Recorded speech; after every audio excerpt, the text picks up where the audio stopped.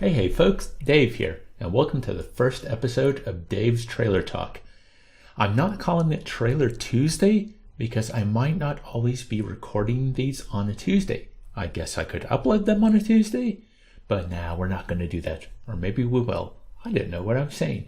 Anyways, with the pilot I did last week, I got some great feedback from a few of you.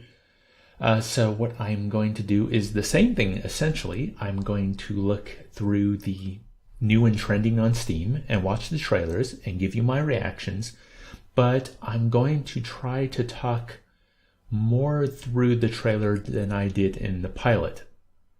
I think in the future, as I get more comfortable with this kind of thing, it'll become easier to do so.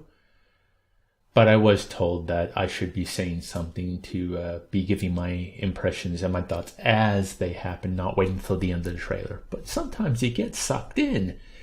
It's just so easy to watch and not say anything. But I guess my facial expressions just weren't enough. So I'm going to endeavor to do that better. Whether I will succeed, we shall see. Okay, so let's head over to Steam. Oh, we can pre-purchase Sekiro. I wonder when that's actually coming out. Let's not get too sidetracked. We'll go down here to new and trending. Okay, so I'll just say that, right now, get some ground rules out of the way. DLC, I won't be covering it. Early access games, I won't be covering them. Games I covered last week, or in a previous episode, I won't be covering them. When I thought of this idea, I did think, if I do this week to week, well, we'll probably get some repeats, because even though a lot of games come out on Steam every day, not so many come out that would hit new and trending. Not that I know what makes a game get on new and trending. I probably should look that up, shouldn't I? Okay, so let's go up to the start, and the first game is Akane, which makes me think of one of my favorite anime, Ranma Half. I have a feeling this has nothing to do with that. 2121 AD. With no escape options, Akane prepares for her final battle in the rain-soaked neon streets of Mega Tokyo. Akane is an arena arcade slasher. Take out as many Yakuza as possible, slashing and shooting in a one-hit kill fight to the death. Ooh, well, let's see.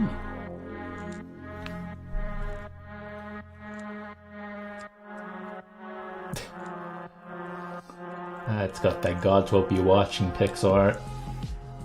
Or it did. It's a little different now. Okay. Neo Tokyo. Kind of a samurai. Oh, I see, yeah.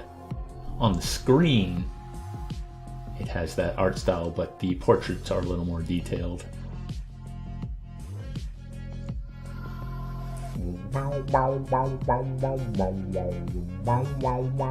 Oh, okay.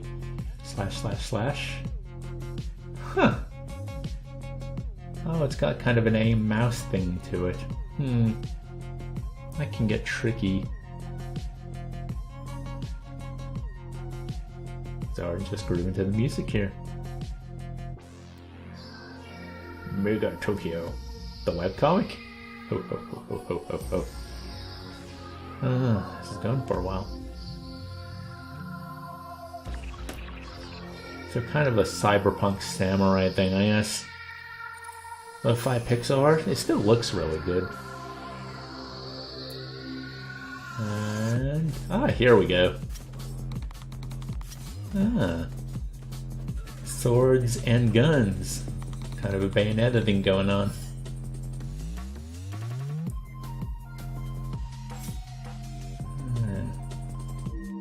Upgrades. Were those cigarettes? Upgradable cigarettes? Lovely. Oh! Well, a bit of the ultra violence. You can kind of do the... Oh! That's pretty cool.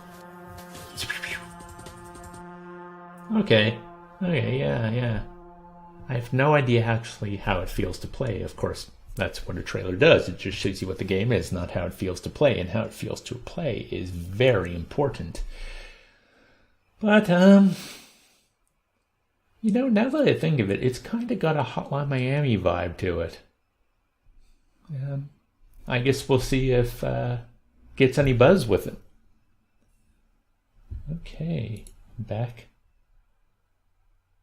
And I really should have opened that up in a new window rather than just click on it. Anyway, the next game is virtual reality. Okie dokie. VR game. I do not have a VR system, so let's have a look. A game about VR, AI, and our collective sci-fi fever dreams. VVR is a narrative-driven comedy adventure game about VR and AI. In a future where AI has transformed society, can humans still find purpose? Find out with Activitude. Weird. A service that lets humans aid AI clients in increasingly curious ways. Well, so it's a VR game about VR. VRception. God, that was stupid. I do apologize. Okay, let's give this one a shot. Hello, and welcome to Activitude. You will enter the constructed realities of AI clients. Simply put on and remove different virtual labor access points to jump into realities. Put VR on in VR? Desires, decisions chosen at whim. Now that was especially satisfying. Want to try another headset? Let's do another one.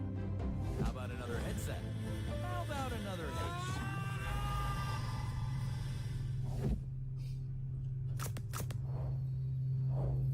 This is going to be a psychological horror. Are you stuck, all strapped in? Activity isn't made for you. Jazz doesn't understand you. Like a vacuum? Sustenance. You are flesh. We are Ha, Luigi's Mansion in VR. humans. Human language 340. We are here for you. Wait for our signal. I do not know what to make of that. It looks like it was concerned with kind of variety.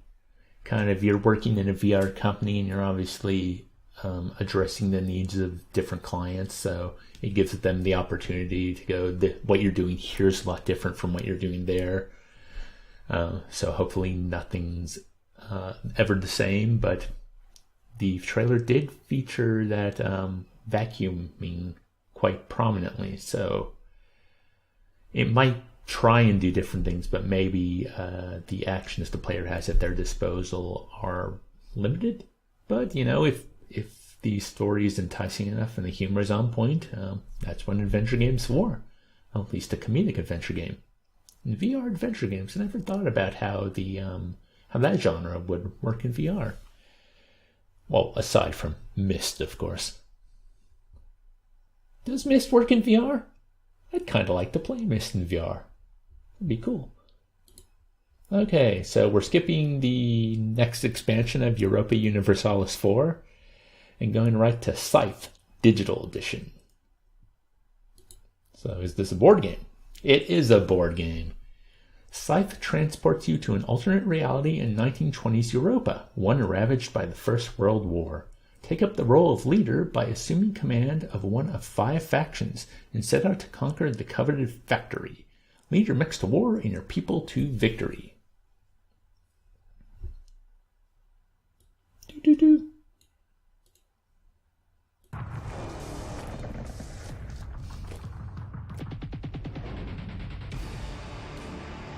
Crimea, Saxony, Polania, Nordic, Rusviet, Odd, hexagonal gameplay. Ever since I got consumed by Civilization 5, I have had a smile on my face whenever I see a grid like this. Even though I know they originally come from these type of strategy board games before they were used in Civ 5. In fact, that's probably why they were used in Civ 5. But Civ 5 is the one that consumed me.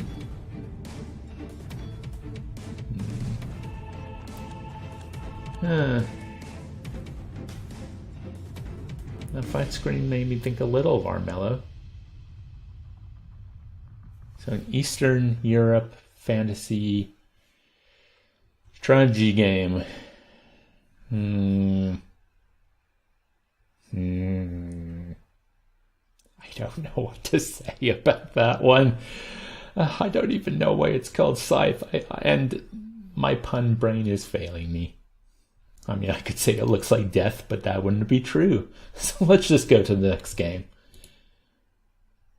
Zone of the Enders, the second runner. Ooh, MVRS. I've always wanted to play Zone of the Enders because I love the Metal Gear Solid series, and I want to see what other games by Kojima look like. So, Zone of the Enders, the second runner, remastered in 4K and full VR. Wow, I hope you don't need VR to play it. Frame Jehuti's cockpit and fly through Martian skies. I guess I'll have to do some research where this lands in the timeline and whether or not I can play it without VR, but hey, let's have a look at the trailer. That power comes from Jehuti. The Jehuti. minute you get off Jehuti, it will stop providing energy. You will die if you leave Jehuti. So it's not just me. That name is ridiculous.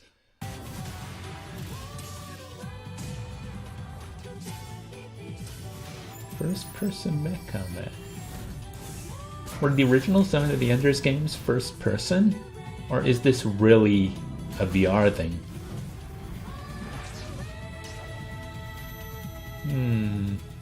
Well, it says VR in the title, so yeah, I'm guessing.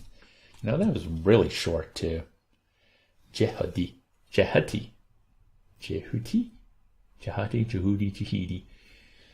Let's call the whole thing off.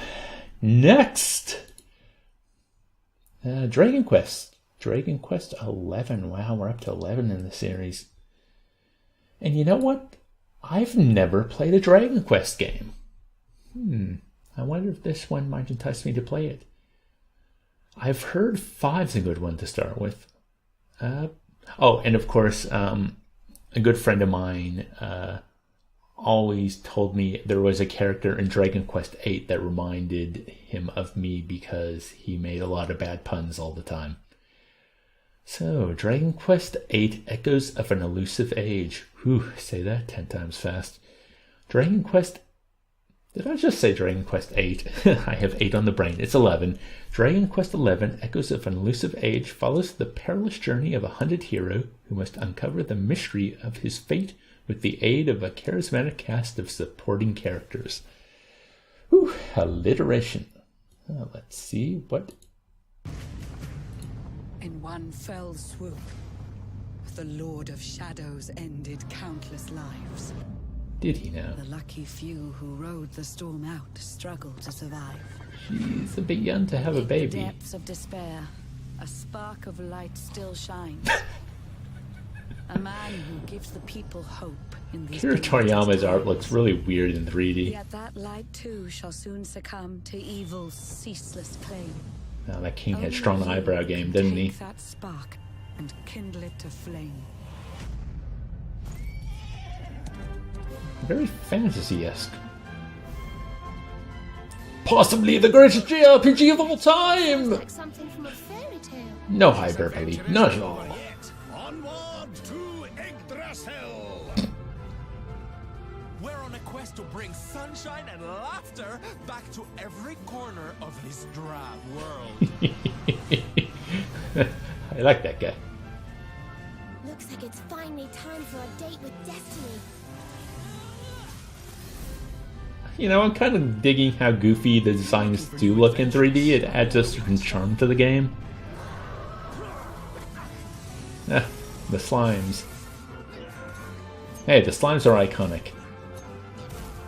Right, we've got Ooh. more friends to find. And a new I like a good martial arts character. better get going. Okay, yeah. I'm liking the look of this.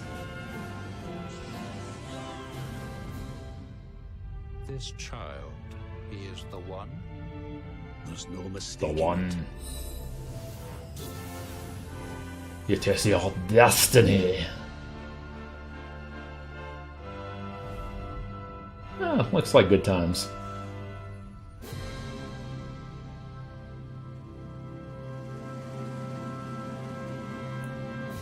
I love how all these console Japanese games are coming out on Steam now. Bold luminary. Oh, there's we more! swear to protect I'm going you. back. While we live, none shall defeat you. Yep. We're all in this together. Show us what you've got. Let's do this. Lead on, darling. Motion sickness. Okay, just kind of showing off every character. That's a nice little party. I also really appreciate RPGs where every one of the characters is in your party. You don't have to pick and choose. That was something I lamented when I played Pillars of Eternity earlier this year, where I had to leave some characters behind because I could only have 6 members in my party. I'm like, oh, but I want the side quests of all the characters. I want to learn about them all, but I can't. And I'm used to the people in my party and all the roles they play, so I'm not going to put a new person in there. It's not going to work. So yeah, it seems like you're going to have everyone there. So even if you don't use them in battle, they'll be there for you to get to know and enjoy. You know, the Tales of Berseria did that. I appreciate when I get to enjoy every character. I already said that. Okay, so let's see. Panzer Strategy last week. Ultimate Fishing Simulator last week. 2 Point Hospital last week. Face It 2018 CSGO Major Championship Bundle. Is that like a loot box thing? It's $40 fucking dollars. Well, you know, I guess that's it. So, a couple questions. I said fucking just then. Would you, the viewer, prefer if I swear when I feel like swearing or if I kept it clean? Because actually, there were a couple times during those trailers when I thought about swearing and like, no, I'm going to refrain. But at the end then, it just kind of slipped out. And I can go either way on that. It doesn't concern me, but it's what you want. Also, did you enjoy me talking through the trailer? Would you like me to go more in that direction? Would you like me to maybe say my piece after the trailer's over, or just have what I said during the trailer be all that happens and then I go on to the next one? What do you think I can improve? What would you like to see more of? Please tell me in the comments. I was very appreciative of your feedback last time, and I will be so this time. So, yes, if you want to show me some love, please like the video, please share with your friends, please subscribe if you haven't already. I'll hopefully see you next week for episode 2, and as always, I hope you're all having a wonderful day.